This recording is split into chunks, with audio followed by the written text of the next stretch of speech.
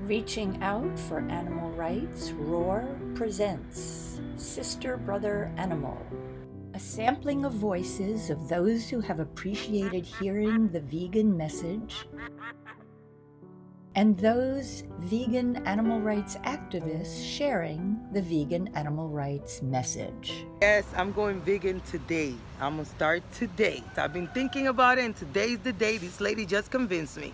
How you doing? I met you on the train and I actually checked out Game Changers, changed the game. Seeing you do this is very inspiring because it gives me hope that there are still good people in this world. I really appreciate you. The wisdom that you give, the way you say it, motivates us. Grace is an incredible advocate for veganism. I saw her advocating on her bicycle all across Harlem. Incredible! She's the best. Yeah, I'm definitely thinking about this. My friends are all vegan. I appreciate you coming to me. You should have been a science teacher. It's really important work that you're doing because not many people know about veganism and how important it is. I think you're the best Washington Square Park performance artist ever.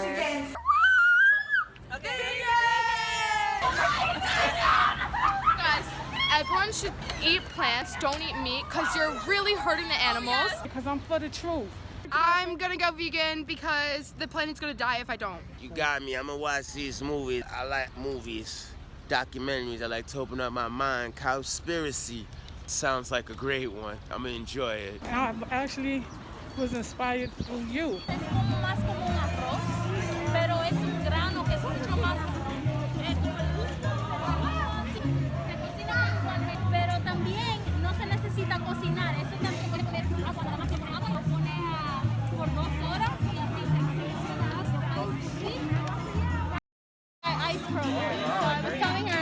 Come out and meet us for some events. Hi, I'm Chef Yadi, Happy Healthy Latina. We're out here in the Harvest Festival with our community today doing plant-based vegan Caribbean dishes, really showing the importance of supporting our community and of supporting our earth and our environment, and at the same time helping our health, because when we heal in our community, we also heal ourselves. So we're doing tipili, which is a Bulgar plant-based dish, and showcasing that we can have our culturally relevant foods and that every culture has plant-based, vegan, and delicious foods out there that help our health and help our earth.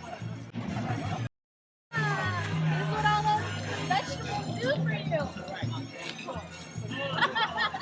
And make sure to follow us at Happy Healthy Latina for more plant-based Caribbean recipes. Happy Healthy Latina, we do nutritional educational programs in schools where we show kids how to grow their own food and also eat plant-based Caribbean foods. We come out in community gardens because we have a partnership with the Parks Department, and we work with city council members on legislation for healthy school lunches and also for composting, to bring composting into schools. So we do, as we call in Spanish, de todo un poco, a little bit of everything that has to do with food, sustainability, and working in community. And health, and healing and health. It's our right, it's our divine right to feel healthy, to heal, and to do it deliciously through plants. Most of our recipes are from home, like she grew up me making them, and now with her expertise and her professionalism, she even decomposed it and made it even more nutrient. You know, that we have a lot of plant-based dishes. Yeah, everything was grabbed from the farm. We never cooked from, because the best nutrients are in the natural vegetables and veggies and the thing that you get right directly from the ground to your mouth. We're a passionate family. You know what, the animals are part of nature, and they were put here on land for us to live with them, because natural things as the trees, and we don't kill the trees, right? So we shouldn't be killing the animals. This is your medicine. Medicine is what you eat, not going into the pharmacy and getting medicine to cure because you eat the wrong thing. And we should respect the lives of the animals. Yeah, compassion just like for animals. Just like we want compassion for humans, compassion for animals. They can't advocate for themselves. Some of my best companions in life have been animals. Brought me so much joy and so much peace, especially in very difficult times. It's my privilege to be an advocate for the animals as well. Very, very important. The connection, our food, our earth, our animals, we have to protect them too. They're not here for our pleasure. They're here for us to take care of them, and they're here to help steward the land. They're part of our ecosystem, and they're here for us to protect and love them. Love is the answer. Love is always the answer. I've seen you a few times. You actually came up to me and you were saying how you eat healthy, how you eat this, how you eat that. So me being an African American BBW, y'all, big, beautiful women. What I did was I turned all the bad foods to good foods. I was literally damn near 400 pounds. So I'm under that now, proud of it, happy to say. I do a lot of green smoothies, and I also exercise. You can't have your cake and eat it too, but I'm beyond thankful. Tomorrow's not guaranteed, but every day that you're woke is a day that you can go to that gym to be blessed. My name is Angela, and I'm directed by the Spirit to tell people to feed their temple in the way of biblical, which is plant-based. I've been directed by the Holy Spirit for us to go back to plant-based diets and to actually grow these things in our home. I have 4 children that's on the plant-based diet, which is more healthier for your temple. And it helps with the mind, spiritually, a healthy heart, a healthy gut for our mind, body, and our souls. That we are supposed to be as one, including with the animals. We are supposed to take care of those animals. They are put on this earth as God's creation for us to care for. Just like we care for ourselves, we're supposed to care for the animals on this earth. And we're not supposed to be slaughtering them, having them in cages, cramped up, or either have the cows where the breasts are raw and actually is bleeding and actually going into our daily products. What we eat is not only making us sick by the way that we eat, but is what we're getting the products from. Their milk is actually for their calves. It's not actually to be digested by you human beings or put into our temple. We are supposed to have plant-based milk like almond, coconut, rice, oatmeal. Those are the kind of things that we are supposed to be digesting in the body. With males, if they digest a lot of dairy, it actually messes with the sputum. It gives them breasts. Our temple should be that way on a plant-based diet where we can walk around healthy, with a healthy heart, a healthy gut, right mind, body, and souls. I went vegan because I'm having a baby, and I want to be here as long as I can. Seeing you do this is very inspiring. I look forward to putting in an effort to change my habits of eating, to change the habits of people in general and how they treat animals. Because all that we see, this catastrophic going on with climate change and other, is telling us what to do. It's giving us a warning. Even with this pandemic, it has given us a warning to come together as one. I believe that we are not to be slaughtering animals in order to get our food. Since we're not going in the right direction, everything is retaliating against us. But we have a chance to get on the right track, to eat right, to take care of our temples where it's not obesity, diabetes, high blood pressure in our communities.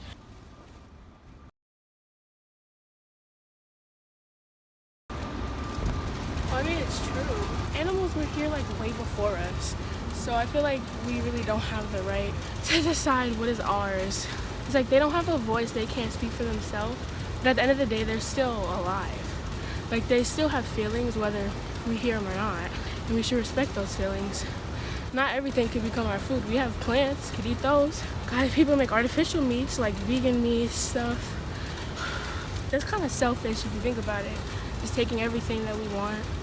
One day this world is gonna just end for us and animals are still gonna be here. So we should probably just respect them. Yeah, I'm currently trying being vegan and not eating any meats and stuff. Because I don't really like the fact that we take away other living lives for our own. Kind of selfish. Trees is like an infinite supply of food. Like you can keep growing trees. But animals, if we kill all of them, this is not even gonna be nothing for us to eat, and then we're gonna have to eat plants, so we might as well start now. You can get a lot of things from plants.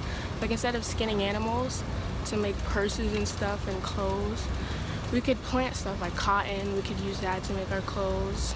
It's just unnecessary stuff that we do to animals. And using them for projects, that's ridiculous. That's not okay. Makeup, testing cosmetics and stuff. Sending them to space, that's not cool. Well, I tried to go vegetarian like about a year ago, and I just started looking into stuff. When I was a kid, I used to eat meat a lot. Like, my grandpa, he hunted, and he always brought deer home. And I used to feel so bad for it because he, like, left it hanging up in the tree. And it used to make me so sad. I was just like, wow. We started eating that a lot, like beef jerky and stuff. We make stuff from it. And then that was upstate, and then I moved here to New York. And, like, my parents, or my dad, has always kind of wanted to, like, go vegan, but he likes fish a lot. I told him if we keep bothering those fish, they're going to die out. He's not going to have nothing else to eat. Because in a couple 20 or so years, how we know they're still going to be here if we keep hunting on them? I don't know, I always thought it was like not right that we killed animals. Does it really benefit our bodies? Plants would always just be way better. I did do some research about how much time left that we have with like certain animals. I think it was panda becoming extinct and polar bears, but they're coming extinct because climate change, because Antarctica ice is melting. There's just a lot of stuff going on with the world that has a lot to do with us.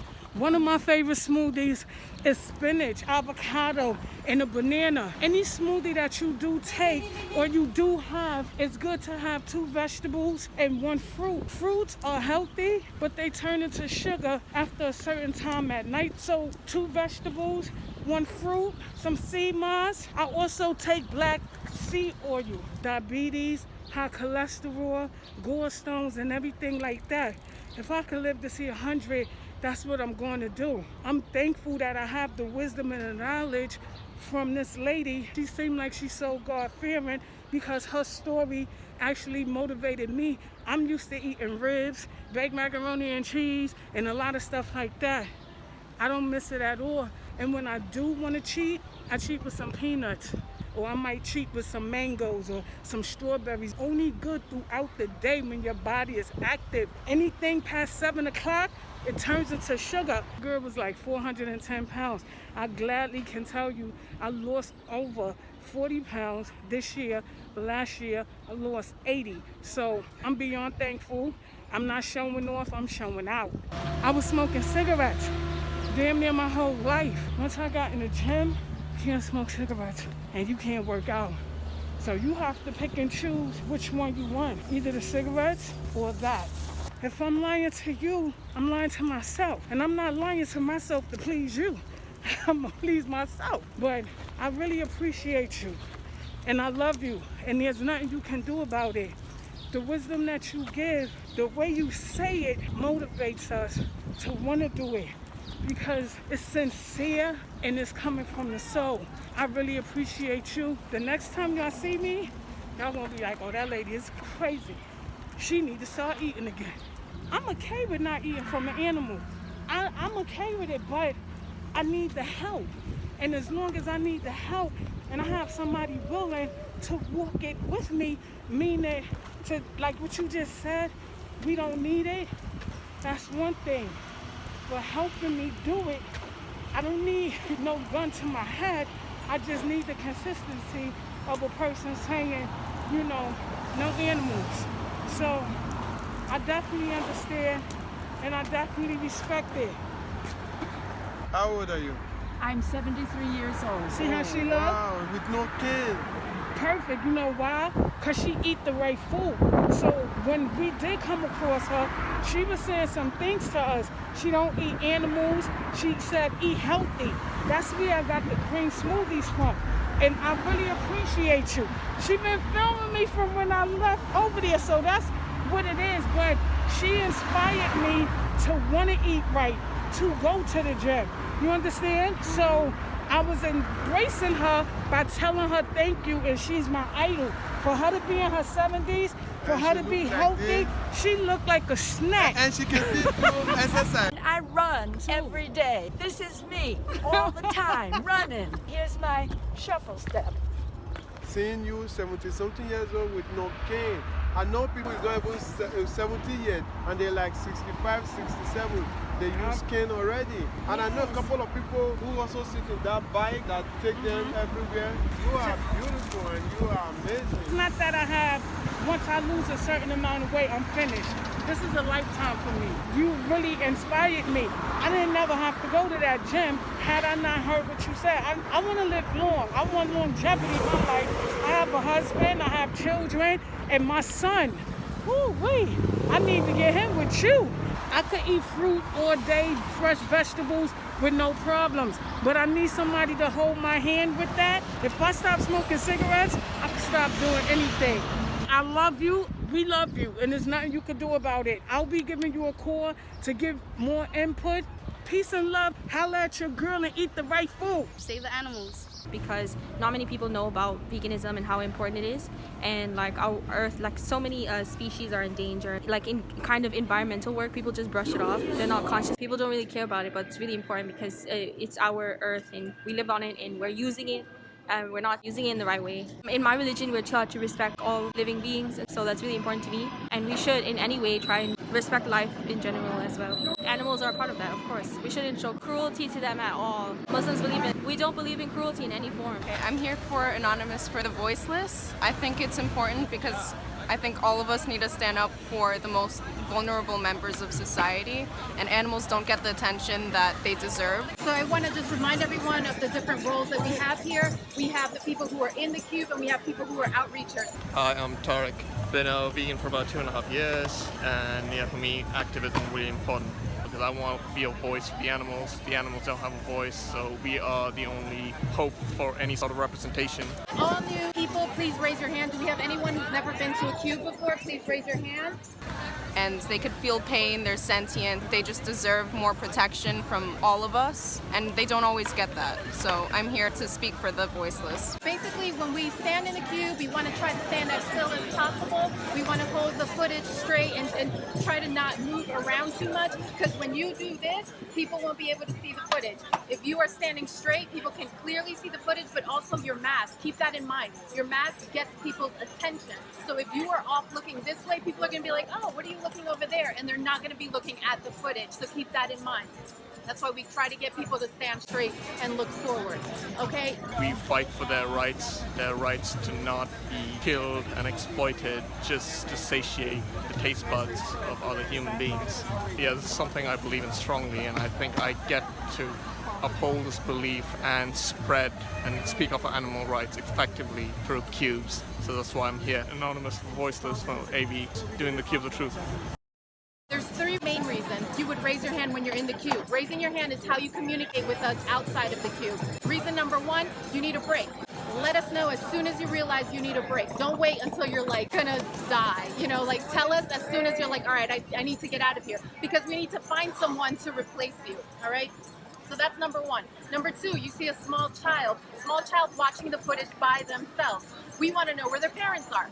Are they safe? Why are they alone in a park? Like, and I mean an obviously small child, right? That's reason number two, you raise your hand. Number three, you see an adult watching the footage, engaged, crying, upset. No one's talking to them.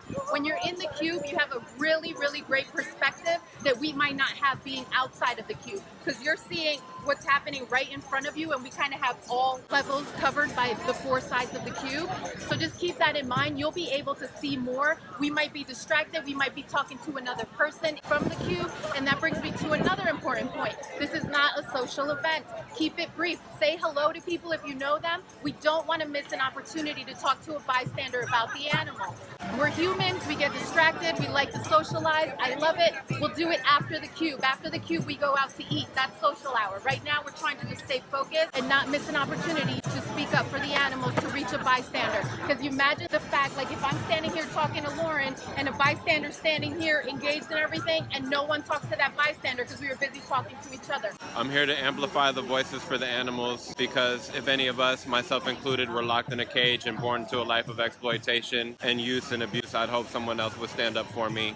From time to time, we might come up to you and try to straighten you out. That's what we're doing. We're trying to keep the cube nice and straight, looking tidy. The more professional we look, the better. People take us more seriously. That's why we ask everyone to wear black. That's why we have these certain protocols in place.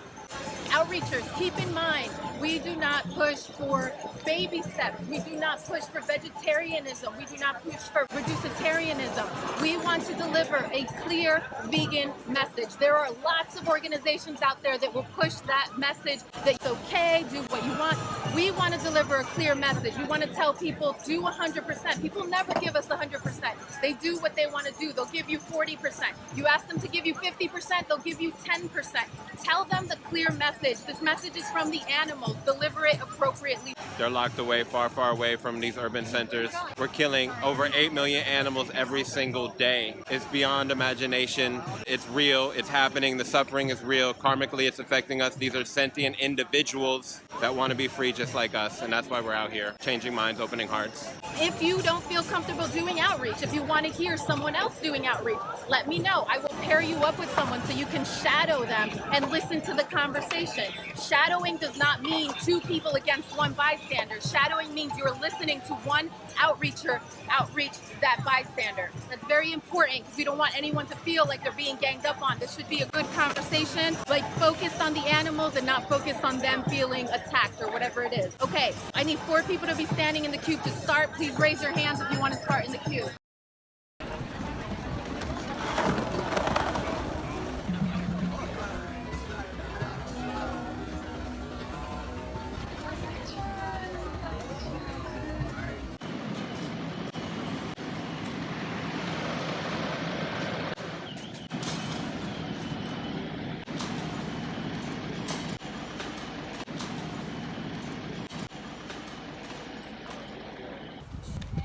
You should have been a science teacher.